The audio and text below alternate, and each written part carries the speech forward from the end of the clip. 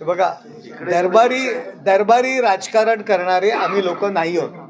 आम्ही राजे महाराजे नाही आहोत की तो दरबार भरून राजा त्या ठिकाणी बसेल आणि लोकांना सलामी द्यायला लावेल.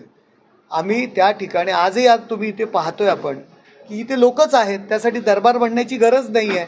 आज ठाण्यामध्ये दिवस रात्र एक खासदार म्हणून 12 वाजता मी जे दुपारी बसतो, संध्याकाळी दुपारी 4 वाजेपर्यंत त्या ठिकाणी दिल्लीमध्ये नसतो. त्यावेळी दिल्लीमध्ये असतो फक्त, त्यावेळी मी नसतो, नाहीतर त्या ठिकाणी असतो. एकनाथ शिंदेसाहेब रात्रंदिवस लोकांना भेटत असतात. रस्त्यात कुठेही भेटलं की ते लोकांना भेटत असतो. आमच्या शाखा, आमचे नगरसेवक सर्व लोकांना भेटत असतात. आणि ते काय म्हणाले मला काही कल्पना नाही, परंतु ठाणेकरांनी कायम आमच्यावर विश्वास ठेवलेला आहे.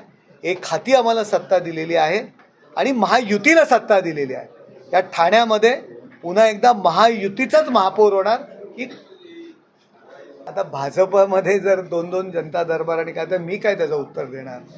तुम्ही नाही, आता त्याला उत्तर कुठल्या नगरसेवकांची अडचण झाली, भाजपच्या नगरसेवकांची अडचण झाली तर तुम्ही त्यांना विचारलं तर बरं होईल. याविषयी मी काय प्रतिक्रिया देणार?